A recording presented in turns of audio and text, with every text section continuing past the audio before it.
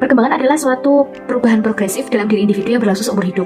Contoh, perkembangan kognitif, perkembangan psikomotorik, perkembangan psikososial, perkembangan sosial emosional, dan perkembangan bahasa.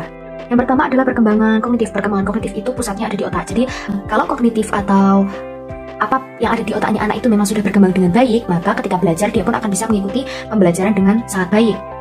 Tapi ketika kognitif anak itu berkembangnya tidak sesuai dengan usianya atau tidak sesuai dengan teman sebayanya, maka ketika pembelajaran pun anak itu juga akan mendapatkan hasil yang berbeda dengan teman-teman yang lainnya.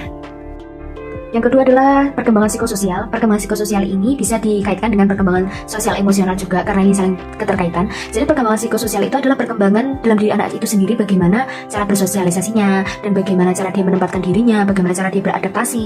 Nah, ketika anak itu memang psikososialnya itu sudah berkembang dengan baik, sudah terlatih dengan baik, maka ketika dia dalam proses belajar mengajar, dia itu akan bisa beradaptasi dengan temannya dengan baik. Tapi jika perkembangan psikososial anak ini belum terlatih dengan baik, maka ketika berteman, ketika belajar, dia juga akan menjadi anak yang egois, dia tidak bisa berbaur, dan dia terkesan menjadi anak yang introvert. Selanjutnya adalah perkembangan psikomotorik. Nah, kalau tadi psikososial, sekarang psikomotorik. Kalau psikomotorik ini pusatnya ada di saraf utama dan ada di otot. Nah, jadi psikomotorik ini contohnya anak bisa menulis, itu kan memakai otot tangan. Terus anak bisa berlari, memakai otot kaki. Nah, ketika anak itu psikomotoriknya itu memang sudah terlatih dan sudah berkembang dengan baik, maka proses belajar mengajarnya pun juga akan mudah. Anak itu tidak akan ketinggalan dalam hal tulis menulis. Ketika ada lomba lari, lomba keterampilan-keterampilan yang lainnya, dan anak itu juga bisa mengikuti dengan baik. Selanjutnya adalah perkembangan bahasa. Nah, perkembangan bahasa ini juga sangat penting bagi diri anak itu sendiri karena memang dalam memahami pelajaran-pelajaran itu kan juga pasti bahasa kan yang digunakan. Nah, perkembangan bahasa ini tidak hanya meliputi memahami bahasa, memahami tulisan, tapi juga perkembangan dalam bicaranya anak itu sendiri. Jadi ketika anak itu sudah bisa berbicara dengan bahasa yang sudah tertata dan bisa difahami, maka sudah bisa dipastikan bahwa perkembangan bahasanya itu sudah normal, seperti anak seusianya.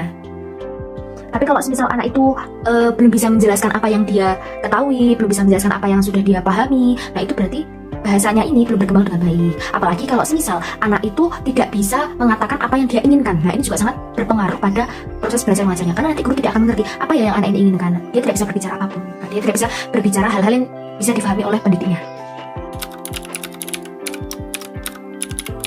Motivasi intrinsik merupakan motivasi yang berasal dari dalam individu sendiri dan tujuannya juga untuk diri sendiri dan tidak ada pengaruhnya dari orang lain. Baiklah, untuk contoh dari video motivasi intrinsik, saya akan mencantumkan video yaitu dari seorang motivator yang bernama Mary Riana. Berapapun usiamu, seberapa hebatnya kamu, apapun pencapaianmu, bahkan gak peduli apa status sosialmu, akan ada saat-saat di mana kamu akan merasa ragu.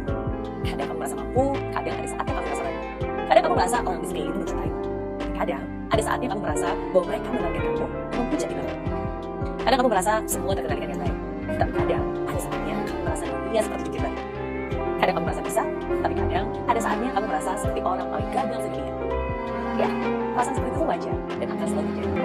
Hidup akan selalu memberikan kita warna dan keresahan berbeda. Semua itu ada untuk memberikan pelajaran dan pengalaman yang berbeda.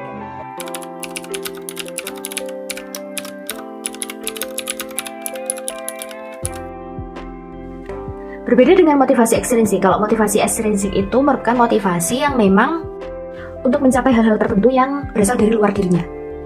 Untuk contoh dari video motivasi ekstrinsik sendiri, saya mengambil dari video seorang motivator yang bernama Peter Dendy, yang mana dia memang seorang motivator yang bergelut dalam bidang bisnis.